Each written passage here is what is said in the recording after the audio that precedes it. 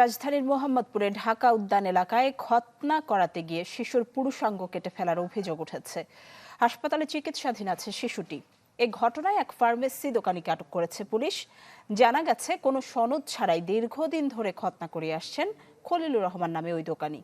বিস্তারিত সুলতান মাহমুদ আরিফের রিপোর্টে। Furniture just smarter, JMG furniture. রোজারিদের পরদিন মোহাম্মদপুরের ঢাকা উদ্যান এলাকায় খৎনা করাতে সেখানকার একটি ফার্মেসিতে যায় 10 বছর বয়সী আতিকের পরিবার। ফার্মেসি দোকানি খলিলুর রহমান দীর্ঘদিন ধরেই শিশুদের খৎনা করে আসছিলেন। আতিকের খৎনাও তিনিই করেন, কিন্তু কেটে ফেলেন পুরুষাঙ্গ। শুরু হয়ে রক্তক্ষরণ, তাৎক্ষণিকভাবে নেওয়া হয় হাসপাতালে। পরিবারের অভিযোগ, বিষয়টি ধামাচাপা দিতে 1 লাখ টাকা দেওয়ার প্রস্তাব দেন খলিল। দেওয়া হয় হুমকিও। আমরা তখন তো কিছু বুঝি নাই, কিছু জানি নাই। ডাক্তার কাছে অল্প কাটছে, তো মনে অল্প হয়ে কাটছে। তারপর নাতে ব্যান্ডেজ কাটছে, আর কোনো প্রকার আমরা চাইতে পারি না, দেখতে পারি না। পরকার ব্যান্ডেজ খুলছে, পাইপ খুলছে, খায় খোলার পরে দেখি আমার নাতে কোনো অংশে নেই। আমাদের টাকার অফার যেটা করছে এটা আমরা মানিনি। 1 লাখ টাকা অফার করছে, আমরা এটা মানিনি। তারা বলছে, ডাক্তার ভাই বলছে, তোমরা যদি আইনে যাইতে চাও, তুমি আমাকে পয়সা না বললে, তোমরা যদি আইনে যাইতে চাও, তো চাইতে চাইলে তোমাকে যাইবো 5 লাখ, আমাকে যাইবো 1 লাখ। আমরা আইনে বুঝুম।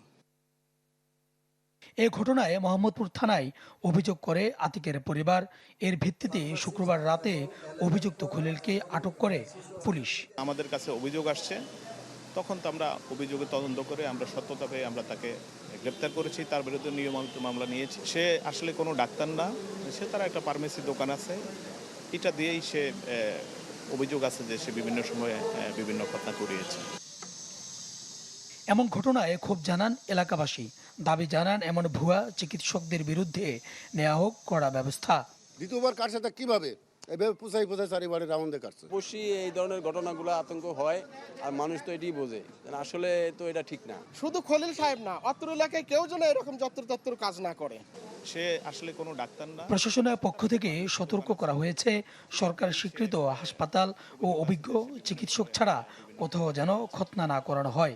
একই সাথে এ ধরনের অবৈধ চিকিৎসা কার্যক্রমের বিরুদ্ধে অভিযান অব্যাহত থাকবে বলেও জানায় পুলিশ।